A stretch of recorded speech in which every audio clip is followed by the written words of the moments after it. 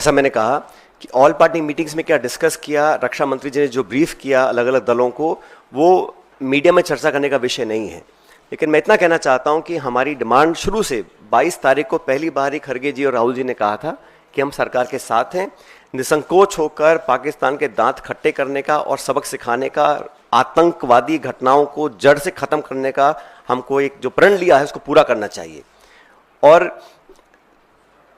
पूरा समर्थन कांग्रेस ने दिया, समूचे विपक्ष ने दिया। और मैंने बार बार कहा कि पहली बार कश्मीर में भी जिस प्रकार के जज्बात सामने आए और वहां पे हर मजहब के लोग, हर धर्म के लोग चाहते थे कि ये जो आतंकवादी हमला है, ये आक्रमण है, इसका जवाब देना चाहिए। उन भावनाओं को, देश के समर्थन को, सर्वदलीय समर्थन जो सरकार को मिला वो अनप्रेसिडेंटेड था। उसके बाद सरकार ने जो कॉन्फिडेंस में लिया वो ऑल पार्टी मीटिंग्स में डिस्कस जो किया वो चर्चा का विषय नहीं है।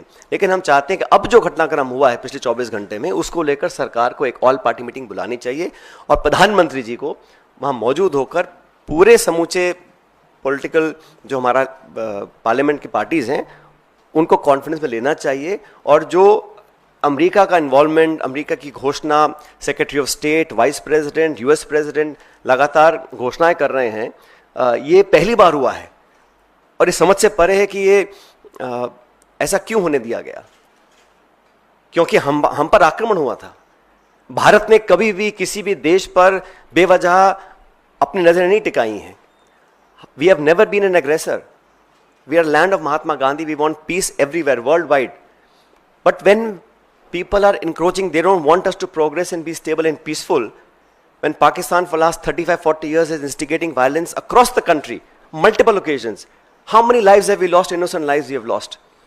We have to protect our citizens. हमारा जो एक्शन था, हमने बड़ा समझदारी से, भारतीय सेना ने सिर्फ आतंकी ठिकानों को निशाना बनाया, कोई सिविलियन कैजुअल्टी नहीं हुई। एंड शुरू में कहा गया we are not for escalation, लेकिन जो वहां से रिस्पॉन्स आया उसका जवाब देना था। लेकिन जो सीज फायर करने की घोषणाएं हुई हैं वो मुझे लगता है कि इसमें सरकार को अपना स्पष्टीकरण देना चाहिए। सचिन सर,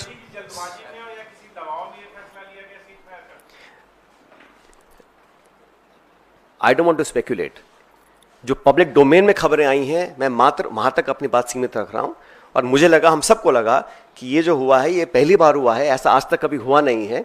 किन परिस्थितियों में ऐसा हुआ, क्या कारण थे और अब आगे क्या होगा, क्योंकि इसमें लिखा गया है कि एक न्यूट्रल साइट पर कश्मीर मुद्दे को लेकर दोनों पक्षों की चर्चा होगी, कौन करवाएगा, ये third party mediation, Shimla agreement, इन सब पर सरकार को अपनी बात रखनी चाहिए।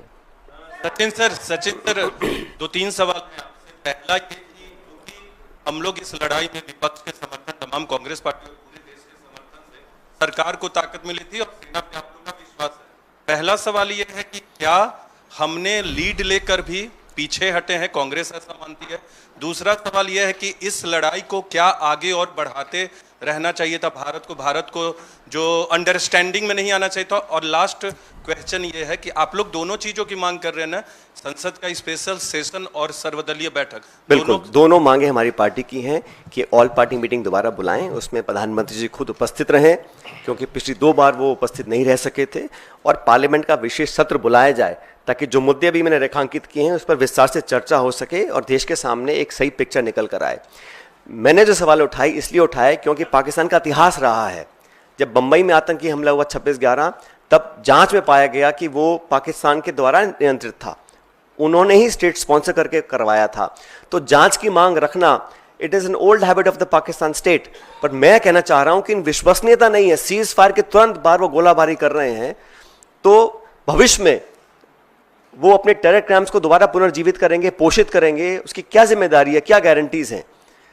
तो हम लोगों ने जो किया, मैं इतना ही कहना चाहता हूं कि कंडीशंस क्या थी, सर्कमस्टेंसेस क्या थे, और पाकिस्तान और उसकी सेना पर कितना विश्वास किया जाना चाहिए कि भविष्य में इस प्रकार की घटना को दोबारा अंजाम वो ना दें।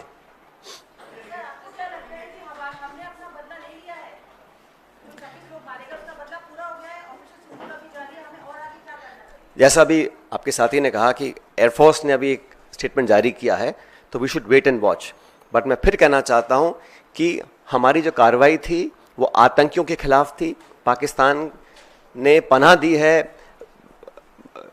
ओसामा बिन लादेन को, वहाँ पे उसको मारा गिराया गया था पाकिस्तान के अंदर, हाफिज सईद, मसूद अजहर, तमाम जो अंतर्राष्ट्रीय चिन्हित आतंकवादी हैं जिन पे खरबों रुपए का इनाम है, उन लोगों को पनाह देने का काम पाकिस्तान ने बहुत लंबे समय से किया है। तो हम लोग तो चाहते हैं कि वो आतंकियों का जो इंफ्रास्ट्रक्चर है उसको पूरी तरह ध्वस्त किया जाना चाहिए। उसमें सेना को काफ़ी सफलता मिली है, लेकिन अभी क्योंकि जैसा आप साथी ने कहा कि IAF ने कहा कि ऑपरेशन जारी है, we should wait and watch.